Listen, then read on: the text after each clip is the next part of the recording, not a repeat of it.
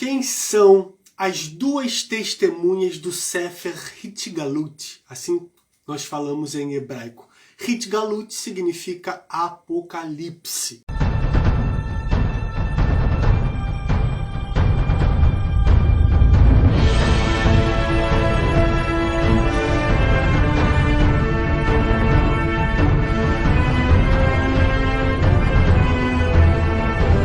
Quem são as duas testemunhas do Sefer Hitgalut? Assim nós falamos em hebraico.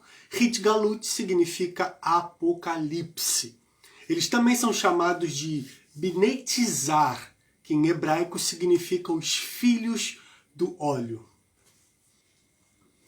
Então nós vamos começar lendo Sefer Hitgalut, o livro de Apocalipse, no capítulo 11, do versículo 1 ao 6, que diz assim: Darei poder às minhas duas testemunhas, e elas profetizarão durante 1260 dias. Versículo 6 e chave. Estes homens têm poder para fechar o céu, de modo que não chova durante o tempo em que estiverem profetizando. E têm poder para transformar a água em sangue e ferir a terra com toda sorte de pragas, quantas vezes quiserem. Você pode continuar lendo esse texto e você não vai encontrar Nabi Yohanan, o profeta João, escrevendo qualquer nome que seja, de qualquer tempo histórico bíblico. Não existe uma referência clara, direta a um nome de uma personagem ou a identidade de um personagem. Existe uma referência ou uma inferência, uma subjeção, um subjetivo de algo que foi feito e que possivelmente pode ser um ponto de ligação a algo ou alguma coisa.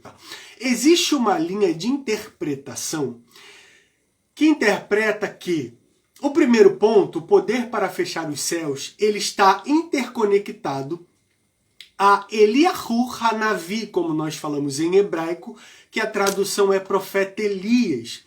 Porque, segundo os textos do Antigo Testamento, Elias orou e não choveu durante 3 anos e meio. Lembra naquele período em que ele estava confrontando os profetas de Baal e houve toda aquela questão em que ele restaurou o altar e pediu para que viesse fogo do céu e o fogo consumiu todo aquele sacrifício.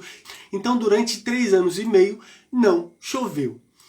Você encontra em 2 Reis, no capítulo 2, versículo 10 a 12, que diz assim: Enquanto iam caminhando e falando, eis que um carro de fogo, com cavalos de fogo, os separou um do outro, e Elias subiu ao céu num redemoinho, que nós chamamos em hebraico de merhavá, né? Uma carruagem de fogo, um redemoinho, levou Elias ao céu.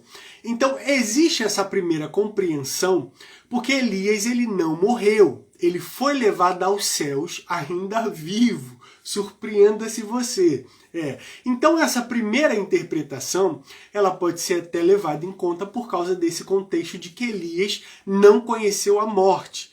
Então existe essa ligação de que ele viria como uma dessas testemunhas de Apocalipse. Inclusive, o profeta Malaquias fala que o Eterno enviaria Elias. Malachiah Hanavi, o profeta Malaquias, no capítulo 4, versículo 5, ele diz: Eis que eu vos envio o profeta Elias, antes que venha o grande e terrível dia do Senhor. E ele converterá o coração dos pais aos filhos, e o coração dos filhos aos pais, para que eu não venha e fira a terra com maldição. Alguns interpretam que esse texto está falando sobre Yohanan, Nabi e Yohanan, o profeta João. Só que esse é um outro contexto que nós vamos tratar mais à frente. Então esse texto deixa bem claro que o Eterno enviaria o profeta Elias antes que venha o grande e terrível dia do Senhor. O grande e terrível dia do Senhor. Quando isso é falado no Antigo Testamento, ele se refere aos últimos dias. Nos dias em que o cálice do Eterno seria derramado sobre a terra. Ok? Então, existe uma referência no livro de Malaquias sobre isso. Outra referência sobre Elias é quando Yeshua, né, o Salvador da humanidade, ele no Evangelho segundo escreveu Matitiarro, segundo escreveu Mateus no capítulo 7, que fala sobre o Monte da Transfiguração, ou a transfiguração de Yeshua no monte, ele diz que naquele mesmo momento apareceram diante deles Moisés e Elias conversando com Jesus. Então existe uma referência de que Moisés e Elias havia aparecido no Monte da Transfiguração. E alguns teólogos pegam esse princípio, esta parte, para afirmar que esse é mais um ponto que afirma que Elias ele é uma das duas testemunhas.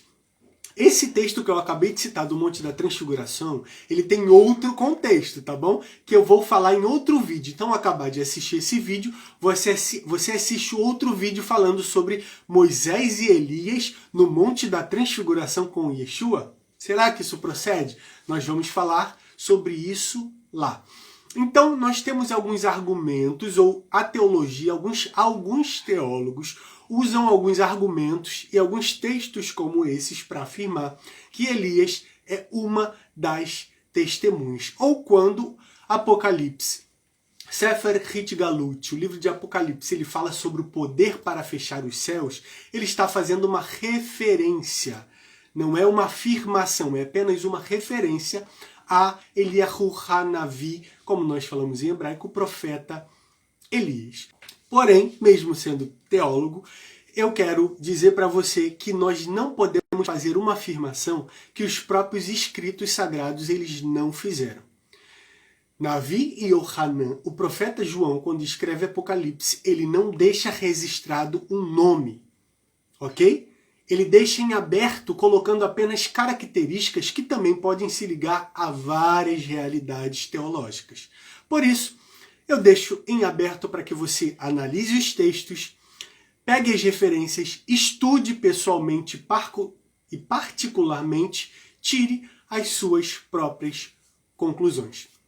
Se você gostou desse vídeo, não se esquece de se inscrever no nosso canal. É importante que você se inscreva. Temos vários vídeos a partir do original do hebraico e grego fazendo a correção dos textos sagrados.